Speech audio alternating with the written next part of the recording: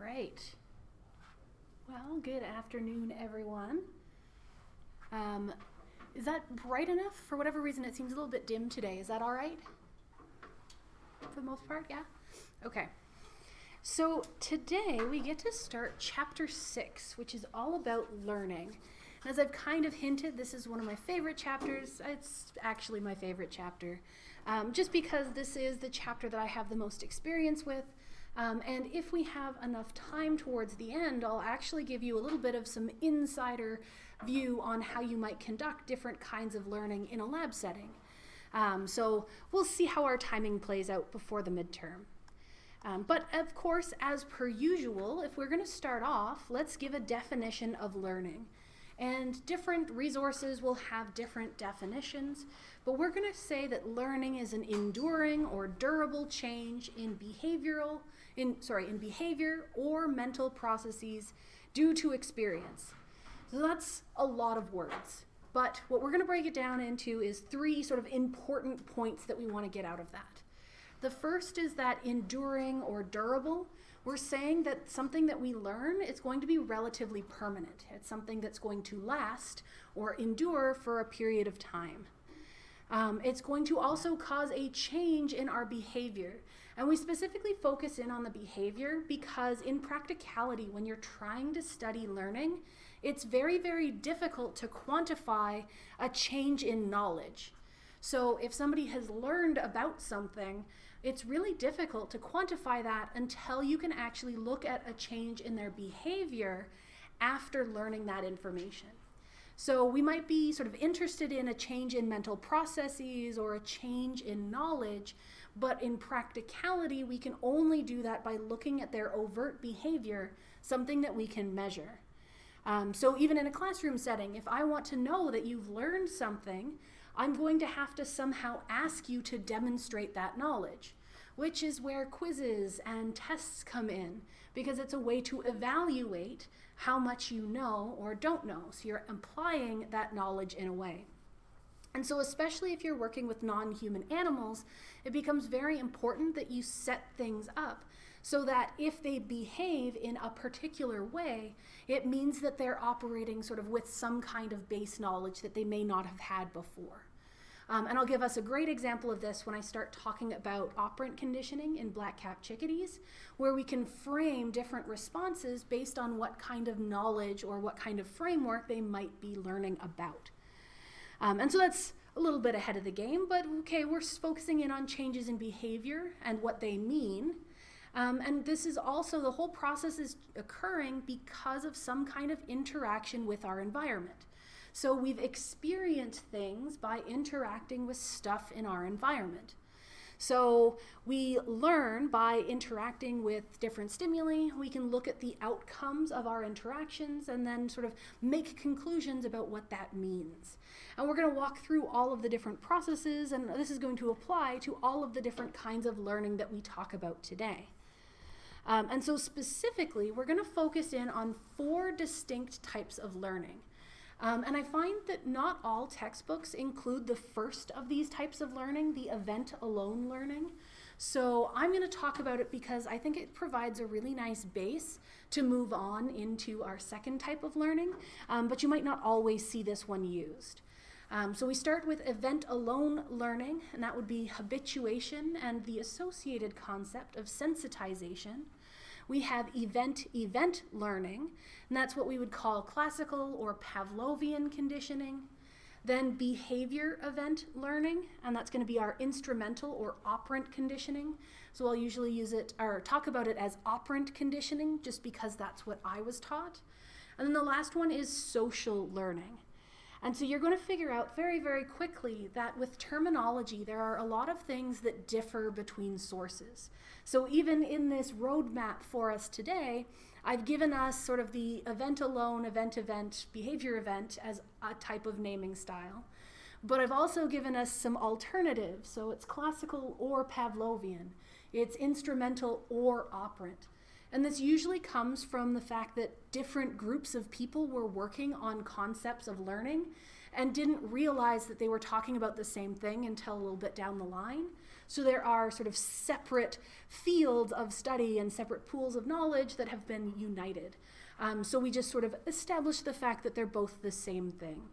And I'm going to point out a bunch of instances of this where there are a couple of different ways to refer to things, and then I'll just tell you my preferred and what you should expect to see. But I'll let you know about the others just in case. And if all of this doesn't mean anything to you yet, that is perfectly fine. As I said, this is just our roadmap for the day. So this is telling us sort of what we will talk about, and at the end we'll come back to this slide, and then these terms and everything should make a little bit more sense. At least that's the goal. But before I hop into our different kinds of learning, I wanted to take just a moment and discuss unlearned behaviors. So things that we don't have to learn anything about. So if you're born knowing what to do or how to do something, then there's no learning involved. And so if we think back to when we were talking about, say, nature and nurture combining to give us our behavior, we had our genetic and our environmental influences that would produce an observable phenotype or behavior. So when we're talking about stuff like this, the innate, the stuff that you're born with, would more often than not be that genetic component. That's usually how we're framing things. So we're saying that it's in your nature because you were born with it. We're saying genetic. Most of learning, the stuff that we're focusing in on, is going to be that environmental side of things. We're really going to lean into learning about different associations and learning about stimuli that we encounter in our environment. So all that learning stuff is on the environmental side. But before we completely dismiss the genetic and the biological, I just wanted to make mention of it here. So we can talk about these unlearned behaviors as things that are innate, so they occur naturally with no learning required. And then there's another term that is the first of our potentially confusing terms.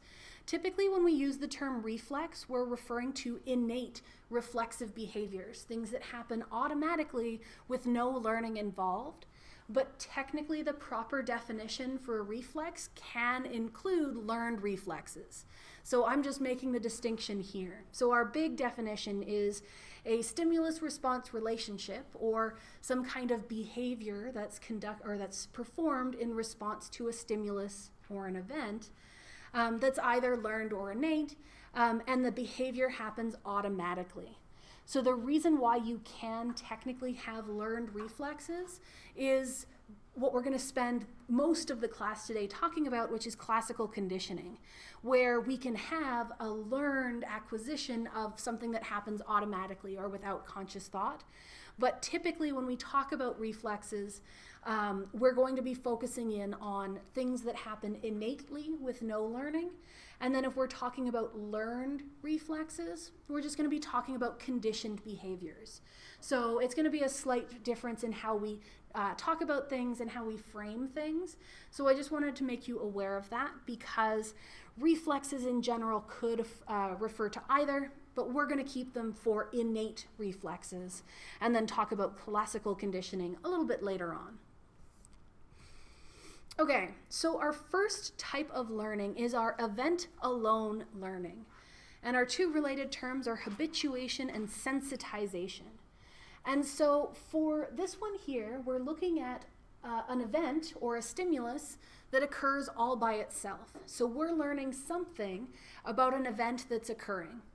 And then we'll look at, the next one is event learning, where we look at the association between two different events or two different stimuli, which again will start making more sense as we go. But habituation is a process where we respond less strongly over time to a repeated stimulus. So as we're exposed to the same stimulus over and over again, we will have less of a behavioral response to it. Now, this term, habituation, might actually be a little bit familiar. And that's because we talked about habituation, specifically sensory habituation, back in our chapter on sensation and perception. And so sensory habituation was that idea of nose blindness, where if you're surrounded by a smell for long enough, you stop noticing that smell. If it's not changing, then you sort of don't pay attention to it anymore. So with sensory habituation, the information is still there. Those odor molecules in the air haven't gone anywhere. They're still attaching to the receptors in your nose.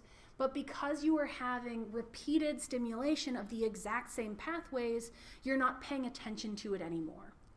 When we talk about learned habituation, so the habituation that applies to this chapter, we're specifically looking at the behavior. So as you're exposed to that same stimulus more and more, your physical reaction is going to change over time. So habituation is specifically a less strong reaction. So if we think of the example of your sibling likes to jump out at you from behind the bathroom door. They think it's funny that they can scare you. So the first time they do it, they jump out from behind the bathroom door, they startle you, but now you know to expect that. So the next time you go to the bathroom, you're ready for them. And it might be a little bit surprising, but not as intense. And so eventually, after they've been doing it every time you go to the bathroom for a whole week, you no longer have a response. They jump out and you just keep walking. Not a big deal. So we would say that you have habituated to that stimulus of them appearing suddenly. Just for like, because this could be a question on the midterm, how could you tell the difference between habituation and tolerance? If like, because I know you respond less. So it would be what's causing it. So this would be, so like when we look at tolerance, it's not like an overt behavior. It's not something you're choosing to do. It's sort of that physiological responding. It's your body's reaction. Habituation here is referring to like something that we can watch. So we're going to talk about things like salivating or startle responses, or in a second I'll talk about like a gill withdrawing reflex. And these are sort of things that we can observe and measure. So it's going to be behaviors that are more action-based as opposed to like physiological things. We don't typically look at habituation on this sort of internal scale. But yeah, so that's habituation, and then just sort of a little bit of additional information about it. So the biological mechanism of habituation was originally studied through these sea slugs called Aplysia californicus. And so these guys are pretty creepy looking, and they're a lot larger than you would ever want them to be. So on average, they're like 12 centimeters long, but the big ones can get to be up to a foot, which I didn't want to know, but now that I know, you all have to know too. So this was work done originally by Eric Kandel, which it's not super concerning for the name there, but with this weird organism, what we care about here is the fact that there's a small slit on the back there. It's labeled as a gill. And so what happens with these guys is they live underwater and they breathe from the water. So when they're in calm water, when there's no threats around, they're going to open up that slit and then they'll put out their gills into the water. And it just allows them to breathe better. And we don't care about the biology side of things, really. What we care about is the fact that scientists have learned that if you poke that gill, if you apply sort of a physical, mechanical stimulation, they have a response where they will immediately pull that gill back in. So that is a reflex that they do. And so each time you poke the gill, they're going to withdraw back into their body. But Kandel figured out that if you do this repeatedly, if you do it often enough, then they stop sort of recoiling as violently. So at first it was an immediate all the way withdrawal, and then maybe they'd withdraw a little bit slower and a little bit slower, and then eventually they don't even withdraw all the way in. They just kind of pull back a bit and then leave it there. And by the time they've completely habituated, you can poke the gill and there's no response at all. So this is how we first studied habituation, but then we figured out that you can see it in a lot of other places too. But when you can have habituation tied up with those innate reflexes, it becomes really interesting because we see how they change with experience and learning.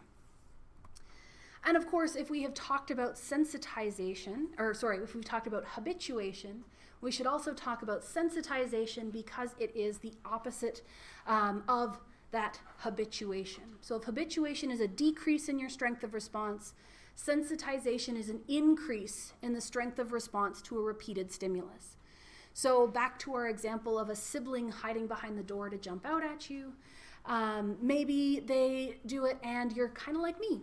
You are a little bit of a scaredy cat. And so it happens once and then you get nervous and then you're waiting for it to happen again and you hate being scared and you know it's coming, but you jump anyways. And maybe you start jumping worse because you're braced for it. You have sort of higher levels of emotional arousal and you're just tense all the time. And so you have a sensitized response where you have an even larger response over time just because of your internal state. There are also situations where the external state can affect this as well. If you're in an environment where maybe it's harder to notice something, so something is more startling in that instance, you can also have sensitization. But it's really neat here because we're talking about the same stimulus, the same sudden appearance of a sibling, and it can cause either sensitization or habituation, just depending on other factors. So it's not necessarily a quality of the particular stimulus itself, but it's more a quality of other factors going on. So things inside your own body and then things in the environment. And if we wanted some general rules about what biases us towards either habituation or sensitization, habituation tends to be highly specific. So you might get used to them jumping out from behind the door because it's the door and you know it's that specific door. But if they then start jumping out at you from behind other things, maybe they jump out at you from behind the kitchen counter or from behind your car when you're walking or something like that, then we would be more likely to have sensitization because we're changing up the environment. The stimulus, the sudden appearance of a sibling, is still the same, but the environment that it's occurring in is not, so that leans you over towards sensitization. But you can have either or to the same stimulus, which is kind of cool.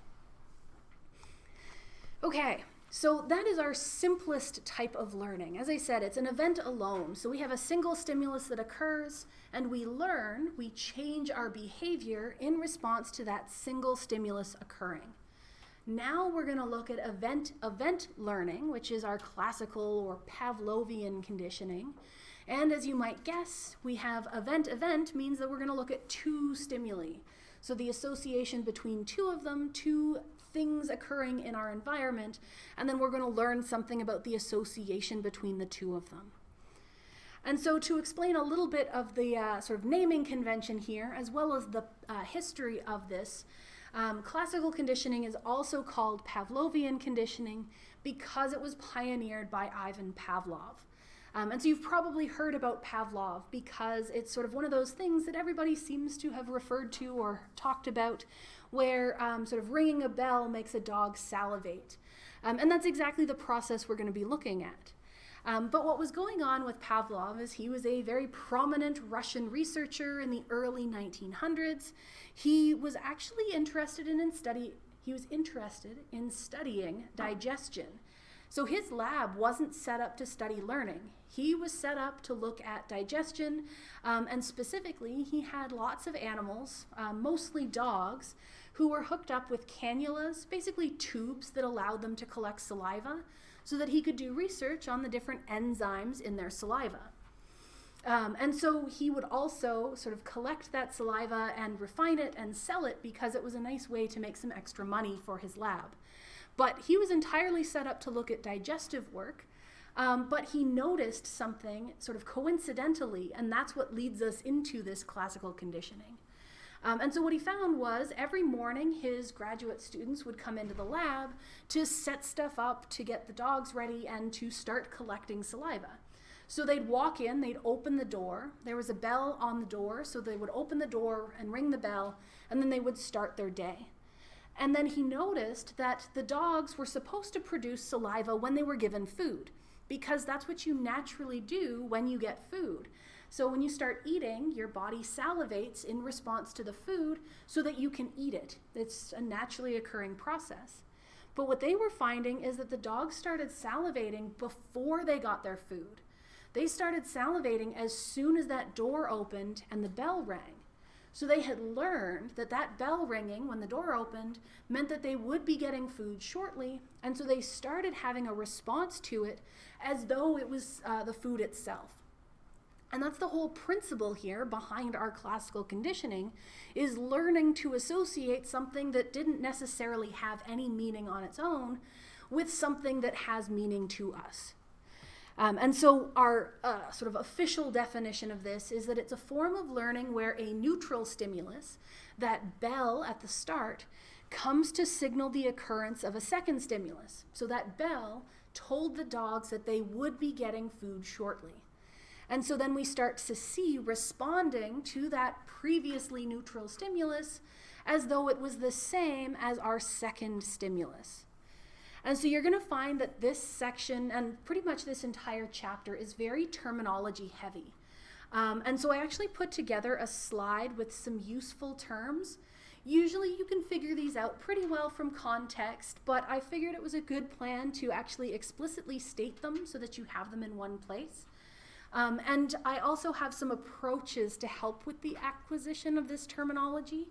You're going to find that I go over some of these terms multiple times in a couple of different ways. And if you understand classical conditioning already, then it might be a little bit dull. But for those who don't know it yet, going over it multiple times really helps you remember it. So bear with me. You will be grateful when we get to our tests and you have to remember this stuff because there are a lot of weird terms that we need to get some associations going for. So I've talked about eliciting a response, and this is just bringing about a response. So if we have a stimulus that causes some kind of behavior to happen, we can say that that stimulus has elicited that particular response or behavior. So it's a term that you're going to see fairly often, that's all it means. Here, when we're talking about a stimulus, we're going to be just a little bit more specific than we were back in our sensation and perception chapter. We've talked about the fact that stimulus is sort of a generic catch-all term for a thing that we can sense. But here, when we're talking about stimuli, we also care about the fact that it's relevant or something that we can learn about as well. So we have a couple of extra caveats. So it's anything in the environment, any kind of thing that we can sense, that we are able to detect, that we can specifically measure, and that can evoke a behavior or a response. So something that we notice or that can notice, something that we can measure and document, and something that we can actually involve in our learning process. So we're going to talk about different stimuli. We'll talk about things like bells and chimes, and you could talk about smells or whatever. Anything that can be trained could be a stimulus here. And we've also mentioned associations, and that's just going to be a learned relationship between two stimuli. So the goal in classical conditioning is to learn or associate two previously unassociated stimuli. And then acquisition is the process of actually acquiring or learning that association. So acquisition is going to be the early part of classical conditioning while we're beginning to learn that association. Once we've acquired an association, once we've learned about the link between those two stimuli, then we've been conditioned and we know what the link is. So acquisition is that learning stage. Okay, so those are just some terms that are going to pop up, and those are going to be useful not just for classical conditioning, but for the rest of the chapter. So hopefully that helps clear some of that up. Now we're going to get into the classical conditioning specific terms, and these are the thing that you're going to want to focus on, the thing you're going to want to practice, because it's kind of weird to get your head around these topics the first time through. So as I said, if it doesn't sink in the first time, no worries. We're going to do this a couple of times. But at the start, we're going to look at our unconditioned articles. So unconditioned just means that it's something that we don't have to learn about. So if we were talking about conditioning as the process of learning, Something that is unconditioned is something that is unlearned, something that occurs on its own or naturally that we don't have to learn anything about. And then we can look at a stimulus or a response. We can look at that sort of event in the environment or our behavior that occurs in response to that event. So those are our sort of base setup here. And then if we put it together, we can have an unconditioned stimulus, or a US. And this unconditioned stimulus is some kind of biologically significant stimulus that already has a naturally occurring response associated with it. So if we have food from our Pavlov example, food would be an unconditioned stimulus because dogs will naturally salivate when they're given food. It's a response that happens without any kind of learning. So it's a stimulus that they don't have to learn anything about. It already happens naturally. I will note that this is one of the first places where we can have some weirdness in between different texts. Some places like to call this UCS. Despite the fact that it's only the two words, they sort of condense it down into UCS, which really bothers me. I prefer US, it's nice and clean, and it's the first letter of both of the words, so it makes logical sense to me. But if you see UCS, they're just doing unconditioned stimulus. It means the exact same thing. It's just tedious. And then, okay, so that's the unconditioned stimulus, the thing that we don't have to learn about. The unconditioned stimulus will then produce or elicit an unconditioned response. So again, unconditioned, we don't have to learn anything about it. So it's a behavior or a response that is naturally associated with that unconditioned stimulus. It's something that's going to happen automatically when you're exposed to that unconditioned stimulus. So again, with our dogs, when they're exposed to the unconditioned stimulus of food, they are naturally going to salivate. We don't have to teach them to salivate. It's just something that they do automatically. And again, you'll sometimes see this as a UCR, but I prefer UR, so you're going to see UR most of the time, especially in my notes. Okay, so that's our base setup. These are the things that already exist that we don't have to learn anything about. Our next thing that exists at the beginning is a neutral stimulus. So this is a stimulus that is neutral. It doesn't naturally elicit any kind of response. So this is the thing that we are going to learn or learn an association with.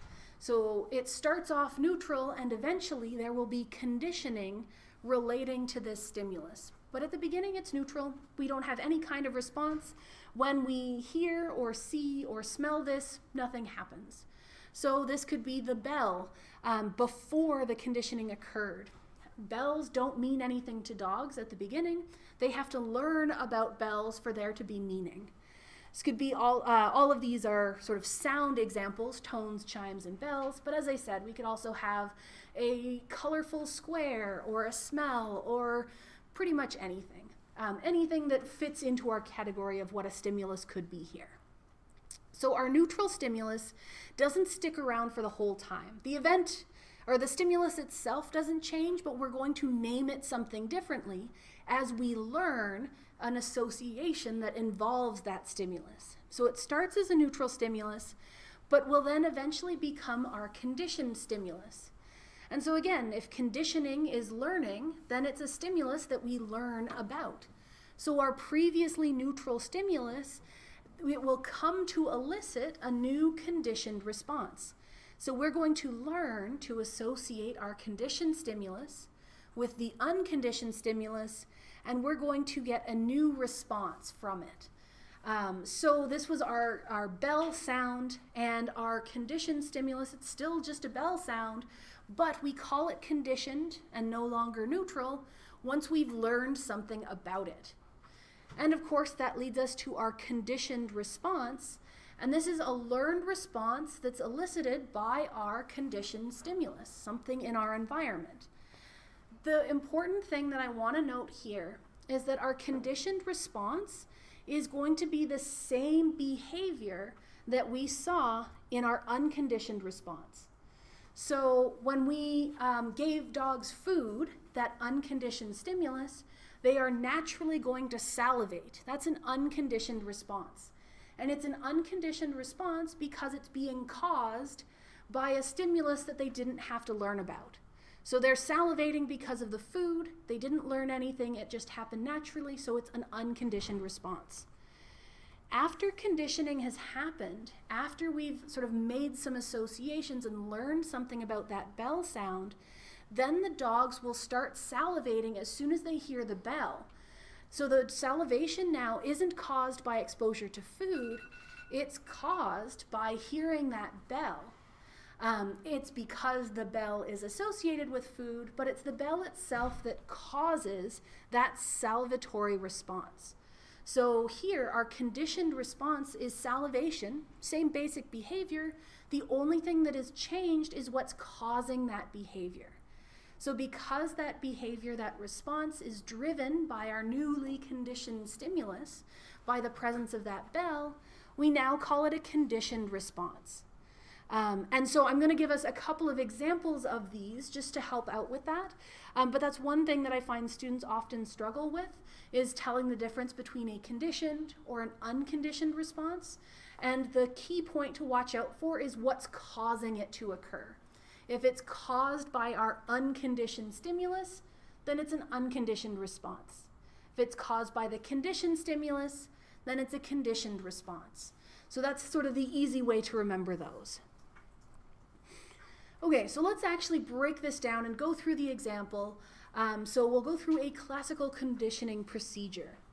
And so here, what we have is our bell. So we're sticking with our bell and our food from Pavlov. We'll see other examples later on. But we have our bell and we have our food, and the dog salivates. And so here they've labeled it as a conditioned stimulus. It would technically still be a neutral stimulus, which we can prove on the next slide, but it's because it will become a conditioned stimulus. So interchangeable effectively. But we know that the dog is salivating because they're getting food, so the salivation is labeled as an unconditioned response because it's caused by the presence of the unconditioned stimulus. So if you ring the bell and give the dog food and they salivate one time, they probably haven't learned a whole heck of a lot. So with only one pairing, what's the elicited response? None. There is no response. So this is what tells us that that's still a neutral stimulus. It's not yet a conditioned stimulus. So at this stage, we can ring the bell without giving the dog food, and they're not really going to do anything. That's because they haven't acquired that association yet. They don't associate the bell with the food yet, so they don't do anything. Okay, so let's do it multiple times. Let's do it 4 times a day for 5 days. So after 20 pairings of our bell, and then the food, and then the salivation, what happens next? So you ring the bell, you give them food, they salivate, ring the bell, food, salivate, so on and so forth. After 20 pairings, we do a test trial. So we ring the bell, and the dog salivates. So now, this is where we would say it's definitely a conditioned stimulus because it's producing a response, and that salivation is only caused by the bell because in a test trial there's no food, so we can call that a conditioned response because it's being caused by the bell alone, not because of the food. So this lets us know that the dogs have learned to associate that bell with the delivery of food because we're seeing the reaction that they would have to getting food when they only hear the bell. So that's a pretty neat way of looking at it. And if you wanted it in a different orientation, a slightly different setup, same idea here. We're looking at a sound and food. This one is using a tone instead of a bell. Same idea. So before conditioning, we have a tone that doesn't produce any kind of response. So that would be a neutral stimulus beforehand. We also have our unconditioned stimulus, which is the food.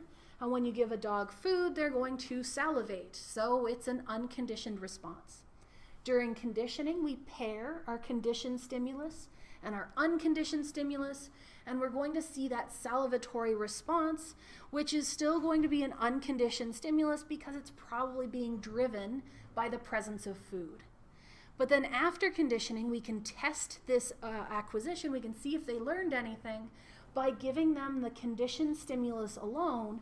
And if it elicits a conditioned response, even in the absence of our unconditioned stimulus, then we know that learning has occurred. So that's just another way to look at the exact same information.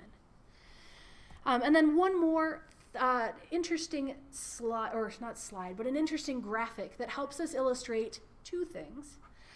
One is that we can look at sort of what associations are forming and when, sort of the directionality of how stuff is moving around conceptually. So when we start before our conditioning, we have our neutral stimulus and that exists, and we have our unconditioned stimulus and that exists, but the unconditioned stimulus leads to an unconditioned response. That's not different. While we're conditioning, while we're going through this acquisition phase, we're going to pair or start forming this association between that neutral stimulus and the unconditioned stimulus. So that line is showing that we're making that connection. There's a conceptual connection between the two.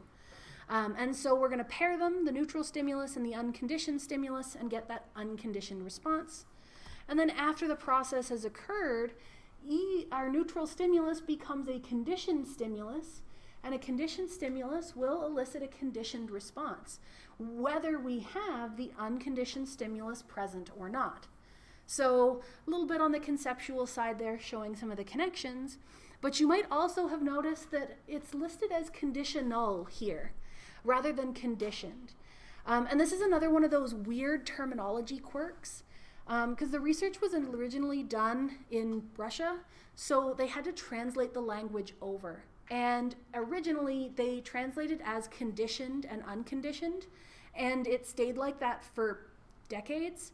But the more accurate translation would have been conditional and unconditional, which would make us more of a logical association between learning and not learning.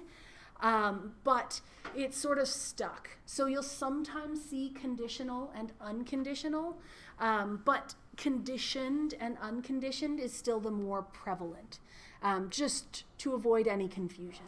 Mm-hmm. So for like a conditioned response, we're talking about like the dog and how the dog has a salivating reaction. Does it have to be something innate, or can it be like perception? Like if you, for example, like if you were telling somebody something negative, their perception of that thing would change over time. Is that conditioning, or does it have to be like a natural response?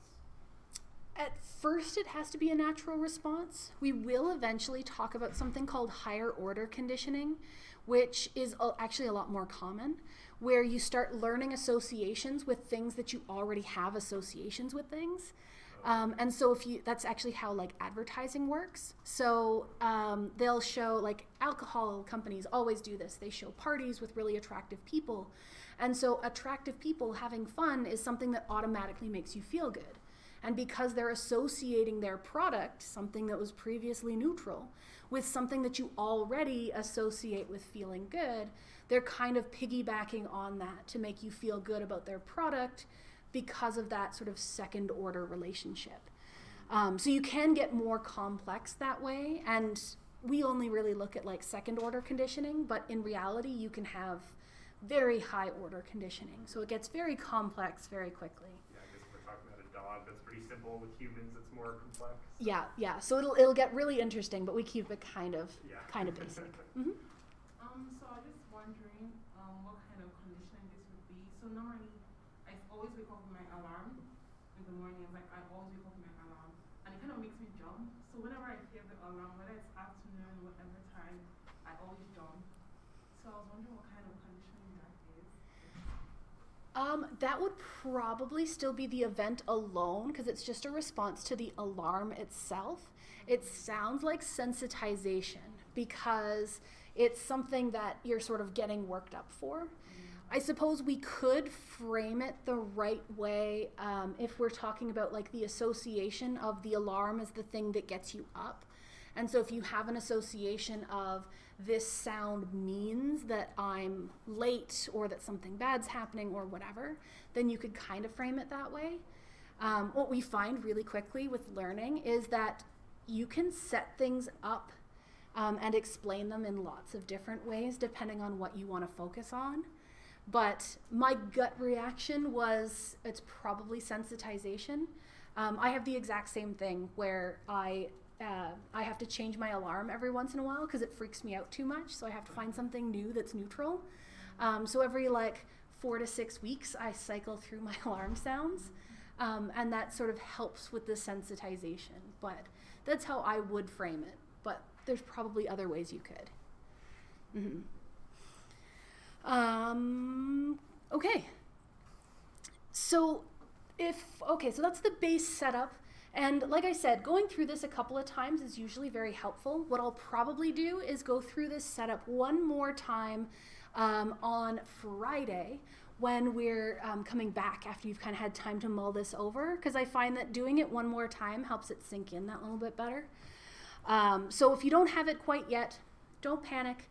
Maybe read the textbook over, but we're still going to continue onward.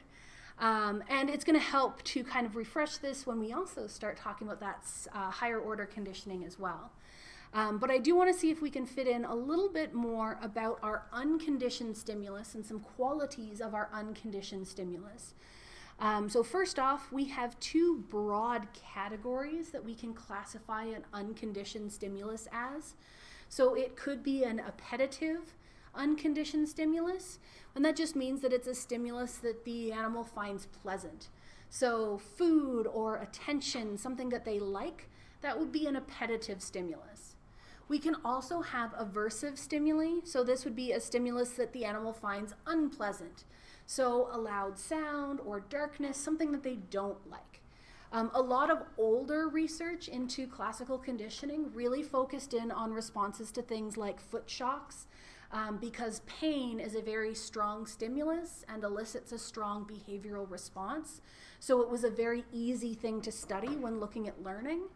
But as time has gone on and as we've had more sort of strict ethical guidelines, we're getting away from studies that involve pain if they don't need to involve pain.